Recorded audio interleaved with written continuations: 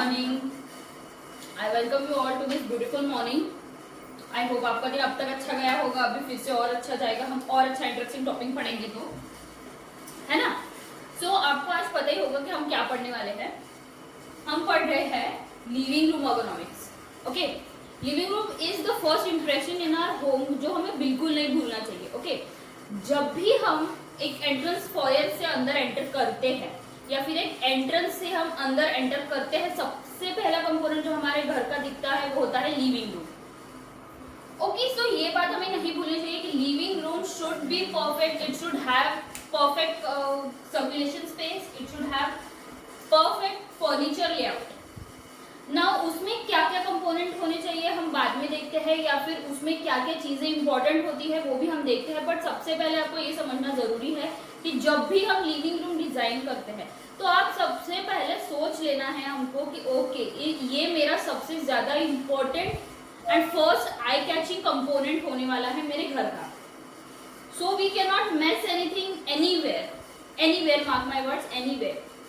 सो अभी हम स्टार्ट करते हैं कि what are the components of the living room. देखिए, हमारे यहाँ पे दो तरह के लोग आते हैं। एक होते हैं फॉर्मल, यानी एग्जांपल है कि बिजनेस से रिलेटेड या फिर हमारे बिजनेस या फिर प्रोफेशन से रिलेटेड लोग आते हैं, और एक होते हैं रिलेटिव्स। ओके, सो हम लिविंग रूम को दो हिस्से में डिवाइड कर सकते हैं। एक होता है फॉर्मल लिविंग रूम और एक होता है इनफॉर्मल यानी जनरल लिविंग रूम, जिसमें हम एक फैमिली रूम जिसे हम कहेंगे। नाउ कंपोनेंट्स आर सेम, जिसमें हम स्टार्ट करते हैं विद द सोफा। ओके, मैंने आपको दो एरिया डिवाइड कर दिए for the people who are coming to our home. सबसे पहले होता है sofa.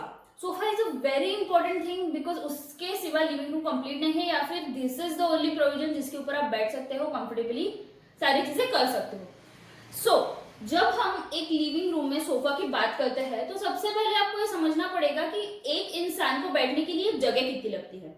Yes, you know that. अभी थोड़ा रिकॉल कीजिए और सोचने का प्रयास कीजिए कि ओके, एक लोग को बैठने के लिए, एक जन को बैठने के लिए कितनी जगह लगती है। Yes, you are correct, 24 by 24 inches यानी 2 फीट बाय 2 फीट की क्लियर स्पेस लगती है एक इंसान को प्रॉपरली बैठने के लिए। नाउ एक सोफा यही चीज है ना कि हम बैठेंगे, उसके ऊपर 2-3 लोग एक साथ बैठेंगे। So we have connected 2-3 seats together. So उसके डिमेंशंस किस अकॉर्डिंग होंगे, 2 फीट 2 फीट बाय 2 फीट, यानी 2 2 और 2 यानी 6 फीट। 3 सीटर सोफा होगा तो 6 फीट लेंथ होगी। नाउ अभी विड्थ आपको पता है, विड्थ है 24 inches, but sometimes you may vary to 27 inches अगर आपको डिजाइन वैरी करनी है तो, ठीक है। बट स्टैंडर्ड है हमारा 24 इंचेस द सोफा's डेप्थ। नाउ अभी हम देखते हैं कि ये तो हमने प्लान में बात कर ली कि ओके 3 सीटर सोफा है तो 6 फीट का होगा, 4 सीटर सोफा है तो 8 फीट का होगा इन द लेंथ। नाउ अभी हम देखते हैं कि हमें एक सोफा डिजाइन करना है जिसकी हमें वर्टिकल हाइट भी तो पता होनी चाहिए ना। वर्टिकल हाइट मुझे पता नहीं होगी तो how it will be comfortable कि मैं बैठूं और मैं कंफर्टेबली पीछे टेक सकूं, या फिर I can take the support of the backrest, है ना। सो वी शुड नो कि बैकरेस्ट की हाइट कितनी होनी चाहिए। यस, बैकरेस्ट की हाइट होनी चाहिए 3 feet. It should be 3 feet, not more than that. It is ergonomically design, उसके हाइट तक ही हम पहुंच पाते हैं, प्रॉपरली बैठ पाते हैं यूजिंग पिलो। सो वो हाइट हमें वैरी बिल्कुल नहीं करनी है। नाउ हम जब सोचते हैं कि ओके ये सपोज टेक एन एग्जांपल कि एक सोफा है जिसके नीचे पैर लगे हुए हैं और नीचे की जगह खुली है। Now can you tell me कि इसकी नीचे की जगह हमने खुली क्यों रखी है? थोड़ा सा सोचिए तो आपको ये पता चलेगा कि ये जो नीचे स्पेस होती है ना, वो हम क्लीन करने के लिए हमेशा रखते हैं। सो क्लीन करने के लिए it is very essential to have sufficient amount of space कि मैं उसके नीचे से झाड़ू लगा सकूं। सो प्रॉपरली उसके लिए 3 इंच या फिर 4 इंच की जगह हमें रखनी पड़ती है। But if you are designing some furniture which don't have space from the lower side, तो उसके नीचे हम स्कर्टिंग के लिए 3 इंच यानी उसमें भी डिजाइन आएगी 3 इंच की। Getting my point? So this are the variation which you have to take care of while designing sofa. तो हमने ये देख लिया कि उसके पीछे की हाइट होती है, बैकरेस्ट की हाइट होती है 3 फीट। ना अब हम देखते हैं कि नीचे की हमने देखा कि ओके सोफा के नीचे अगर हमें जगह छोड़नी है तो हम कितनी रखेंगे, 4 इंच या फिर 3 इंच, बट उससे नीचे हम नहीं रख पाएंगे because it will be uncomfortable for a person to clean the area below the sofa ना। सॉरी, अब हम देखते हैं कि सोफा की सीट यानी हम जहां पे बैठते हैं वो कितनी होनी चाहिए। यस, यू आर करेक्ट, वो हमेशा 24 इंचेस ही होनी चाहिए, नॉट मोर देन दैट, क्योंकि it is a standard design for us, for every person, जिस पर बैठने के बाद we feel comfortable and we don't get fatigue while standing up and sitting down.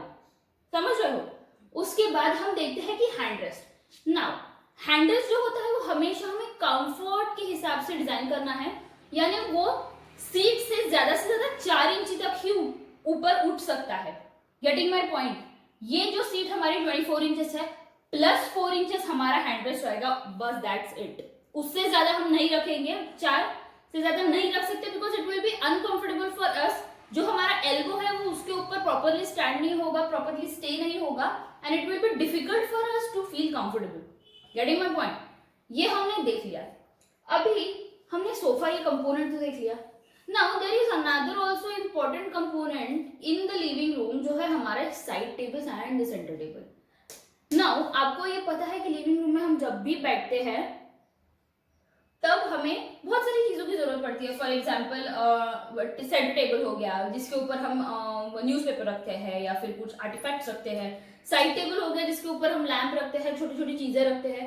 Yes, so it is very essential to give side table in a living room, side table plus center table, because it is an important component. For example, I am doing some work and there is nothing around me जहाँ पे मैं अपनी चीजें रख सकूं. Obviously I am not going to place anything on my sofa, right? This is for the sitting purpose.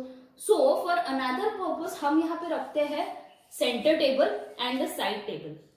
So center table हम हमारे design के अकॉर्डिंग डिजाइन कर सकते हैं, साइड टेबल पे हम हमारे डिजाइन के अकॉर्डिंग डिजाइन कर सकते हैं, बट उसकी जो हाइट होती है ना, it should not exceed more than 24 inches. यानी हम जब जिस लेवल पे बैठते हैं उसी लेवल तक जो हमारी सीट है 24 इंचेस तक ही वो हाइट में होना चाहिए, not more than that, because एक आई लेवल होती है बैठने के बाद, ओके या फिर एक लेवल है जो हमने स्टैंडर्ड फिक्स किया हुआ है जो है 24 इंचेस। यानी सेंटर टेबल की भी हाइट हम उतनी ही रखेंगे, कॉर्नर टेबल की भी हाइट हम उतनी ही रखेंगे, not more than that.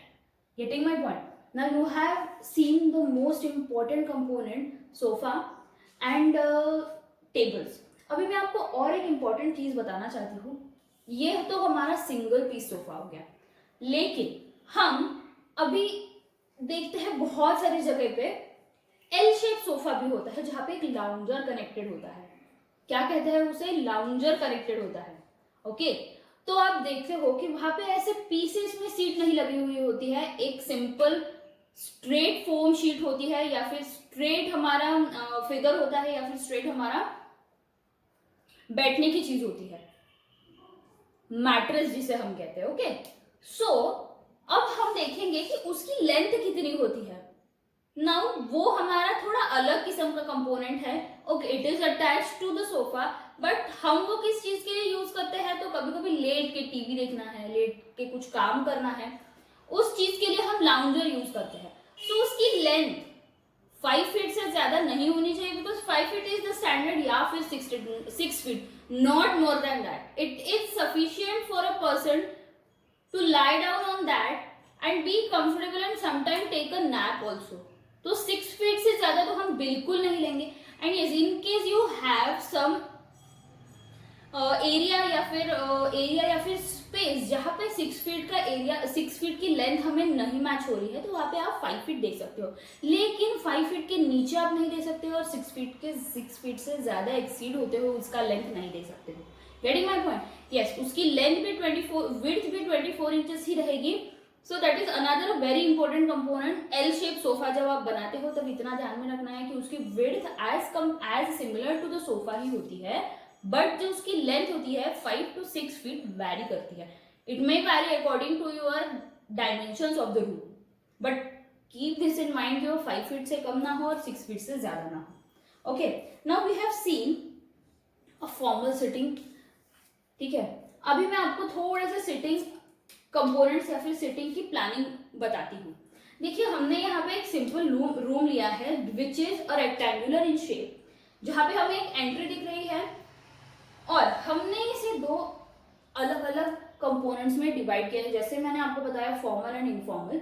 Formal sitting we can see here is two sofas exactly opposite in direction. There is a fireplace here. ठीक है, हम फायर प्लेस अपनी है इंडिया में ज्यादा यूज नहीं होता है because out of the country ये यूज होने का मतलब ये होता है, द रीजन बिहाइंड इज कि वहां पे ठंडी बहुत होती है, so they can not afford to live without a fireplace. हमारे यहाँ पे हम बिल्कुल फॉर एस्थेटिक्स पर्पस लगा सकते हैं, but yes we live in a tropical region, तो हमें फायर प्लेस की घर के अंदर जरूरत नहीं पड़ती है। ठीक है, so this is just a kind of information which you have while designing. So हमने एक फॉर्मल सेटिंग बना दी, अभी मैंने एक इनफॉर्मल सेटिंग भी बना दी है। For example there are certain people sitting here and मुझे भी जाना है लिविंग रूम में, थोड़ा काम है, but yes I can comfortably come here and do my work. So this is another type of planning. Now moving on to the another planning which is also in a rectangular shape, जहाँ पे मैंने again a formal sitting दिखाई है nearer to the fireplace and this is a complete informal family sitting जहाँ पे मैं बैठ के with the family members I can enjoy। ठीक है, तो आप इतनी चीजें समझ सकते हो। Now look at to this information, look at to this page जहाँ पे मैंने प्रॉपर सर्कुलेशन स्पेस दिखाई है, प्रॉपर डिमेंशंस दिखाया है which you have to go through it and I hope आपके पास ये सारी पीडीएफ होंगी या फिर नहीं भी होंगी तो ये क्लास होने के बाद आपको प्रोवाइड की जाएगी। नाउ अभी मैं आपको और एक इंपॉर्टेंट चीज बताना चाहती हूँ कि देखिए हम सर्कुलेशन का सबसे पहले ध्यान रखेंगे। मैंने आपको बताया है कि एक इंसान को जाने के लिए जगह कितनी लगती है, 36 to 24 inches. Okay, correct, you remember that, I am glad.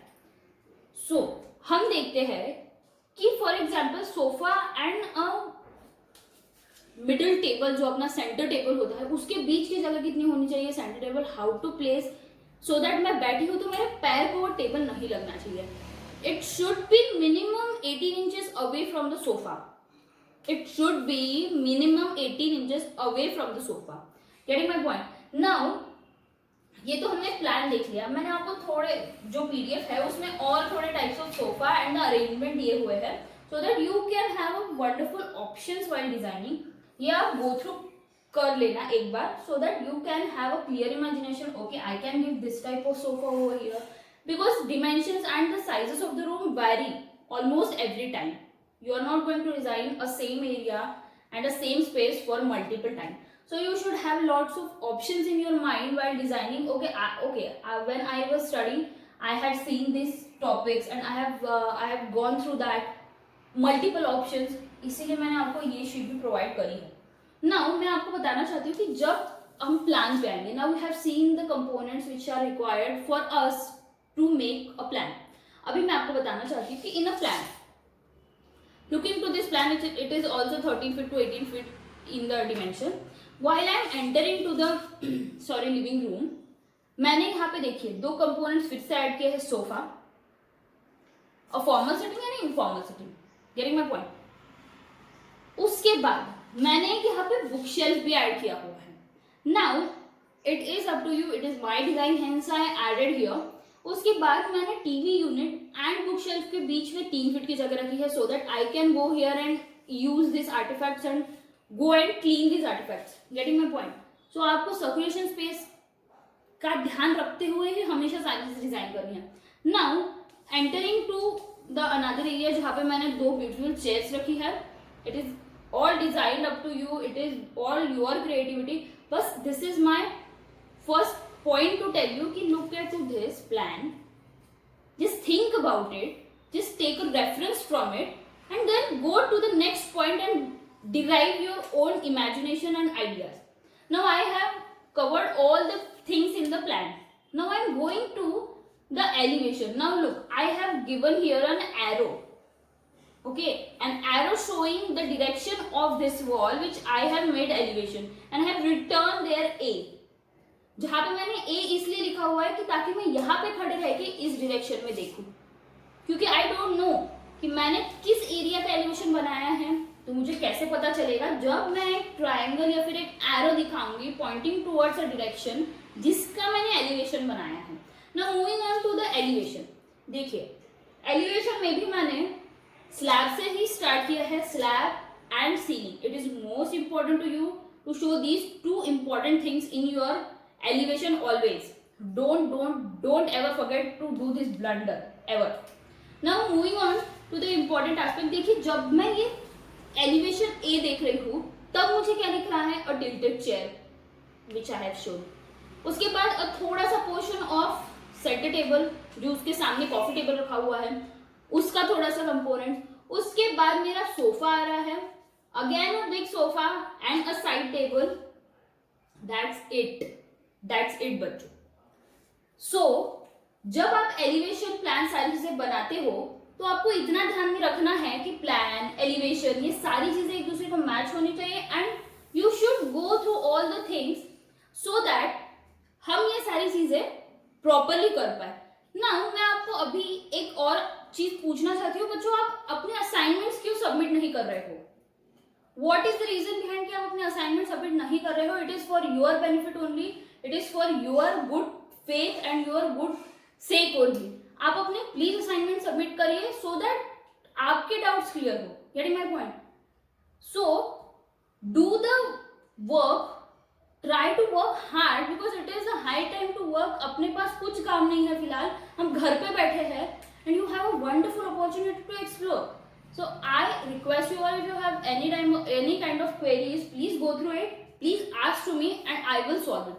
Okay. चलो bye. Take care. We'll meet tomorrow with another new session.